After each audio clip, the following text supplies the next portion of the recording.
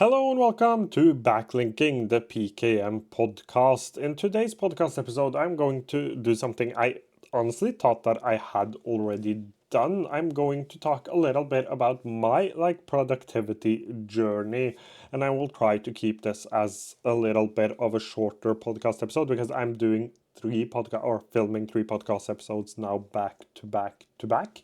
But in today's podcast episode, I wanted to talk a little bit about my journey because I think that is really, really important to just talk about and sort of to explain why I started building a second brain, because I think the why, no matter what application or what applications you choose to use, I think the why is probably the most important part, which we often forget. So, in my case, it started back in, I think it was 2023, so 2023, 2 years ago, or was it 2022? I think it might have been 22, because it was during the World Cup, the one Winter World Cup, football Winter World Cup. It was 2022.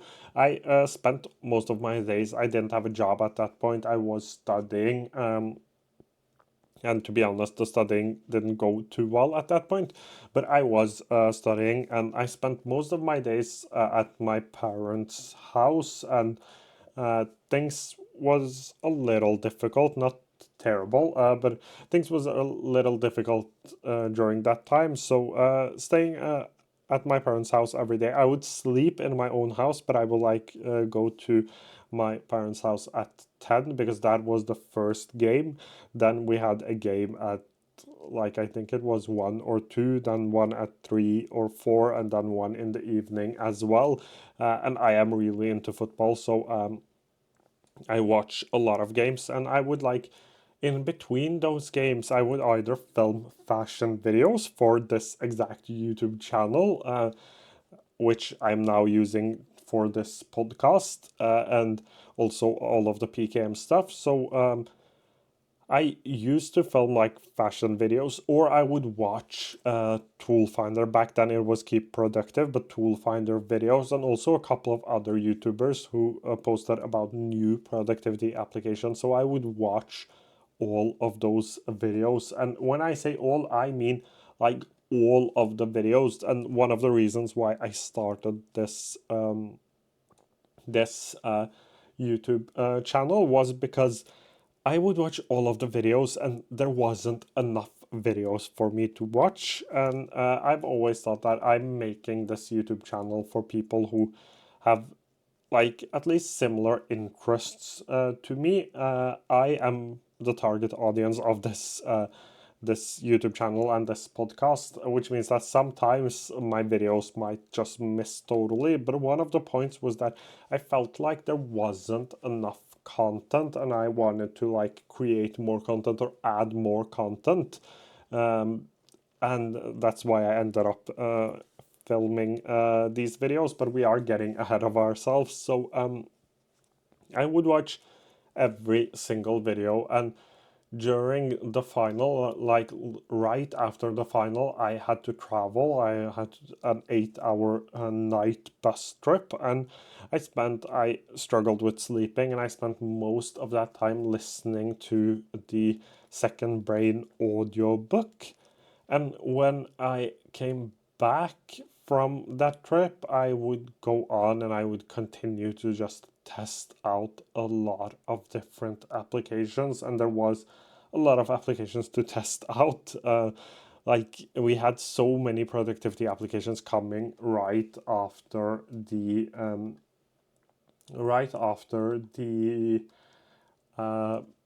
pandemic, which we often seem to forget. But we had many applications coming at that point, and I would try every single one. And it started with building the perfect Notion the perfect Notion workspace, I used to watch a lot of Thomas Frank's videos, and I would make try to make like the perfect system that lasted for like 3 or 4 months. No problems with the system, but I started struggling with shiny new tool syndrome, and I jumped over to Mem because I felt like my Notion ended up becoming more of a place where I just dumped a bunch of things instead of being an actual real like second brain. And back then I couldn't like think of like the idea of paying for a second brain tool sounded really weird to me, but after a short while I decided to pay for a couple of tools. So I first jumped over to Mem, and this was back when only Mem and MyMind did AI stuff, and I was on Mem for a while. Then I jumped into Reflect because back then I used my iPhone, and I actually had a Windows PC, but I used the web version. Reflect is much better if you are an iOS and Apple user. So I used Reflect for a while. Then I found like daily planner applications. So I tried out things like Morgan, and I came across AnyType at one point, and I spent a lot of time with AnyType. I think I used AnyType for like 6, 7 months. And I started filming videos around the same time, like a month or two after I came across AnyType, and I did one on Scrintl, I think, and the one on Scrintl, I actually mentioned and showed some things from AnyType, and someone asked me if I could do an AnyType tutorial, and I actually went ahead and did that, and that was like I would call it the breaking point, at least for this channel, because that video got a lot of views, and I'm trying to like find how many it actually got, but it got a lot of views. As someone who only had a few subscribers, and all of my subscribers, they were tied to fashion content, so I suddenly started making different content, which like it shouldn't have been as good at it as it was. That is like the point I am trying to make. But I made this AnyType video. It was one of my first videos, and currently it is at 29,609 views. That was my first video, posted July 1st, 2023, and I remember it so well because I traveled a day or two after, or I was traveling during that video, and it just got so many views. I did another one in January last year, which got 13,000 views. I have done actually a lot of AnyType videos, and all of them has actually gotten, like most of my AnyType videos have gotten more than 1,000 views, so I might have to do more AnyType stuff next year. But I really liked AnyType. The only problem with AnyType was that a couple of months after like most of these AnyType videos started doing well, I actually had to change my I I didn't have to, but I changed jobs and I needed an application with a web version.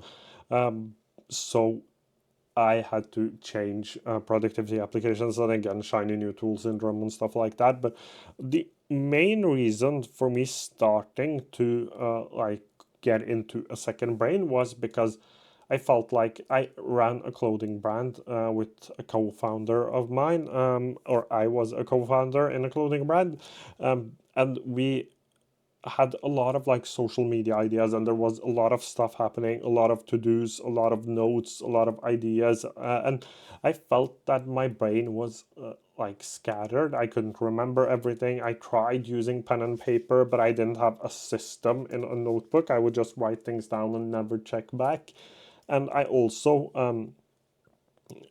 just felt like there was too much to do. So I got stressed out. I struggled a lot with managing everything that was happening. So, doing something like a second brain actually helped me a lot. Then, as I said, with the Anytype stuff and the YouTube videos and everything like that, it became more of an interest and a hobby rather than just being something I did for productivity. And I think that is an important distinction between like what I do and what most people do. I do this as a hobby. I do this to like make YouTube videos about the applications I've been testing out. So that is a little different than just doing it for just productivity. Back when I that Anytype video got a lot of views, I also read the bullet journal method and I started using notebooks more. And I've been in and out of my notebooks. I actually have a few now. I'm in them again, and I'm mainly using notebooks for productivity. I've done a few videos on that, but I still have a lot of applications, and that makes a lot of sense to me again because I do this as a hobby. So I'm able to jump between applications without losing too much information because most of my informations are in notebooks. But I think the point of all of this is just to, first of all, just share the story. But secondly, I think the important part was that I felt like my brain was scattered. Then I went into this rabbit hole, and for me, it wasn't only getting like clarity and feeling that I knew what I should do and like everything was written down so I didn't feel as stressed. It wasn't just that, it was a second thing as well, which is probably more important to me right now, and that is the fact that I got a hobby and something to uh, spend a lot of my time on. I have spent so much time on productivity applications, and getting a hobby like just finding something you enjoy doing and trying to do as much as you can of that thing is that's how I want to live my life. So it has been meaningful in that sense too. Not something everyone will experience, but for me, I really experienced that benefit as well. So like, I wanted to just talk about my journey, and I think, I think I just wanted to be a little thankful for being able to like be a part of a community around productivity applications and share my interest with a lot of people because I didn't know. I live in a small town. I did not know there was so many people into productivity applications.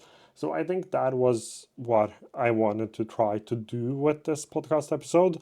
I think that covers it for today's podcast episode. If you have any questions, please feel free to leave them down below. I will try to get to them as soon as I can. Thank you so much for watching or listening to today's episode.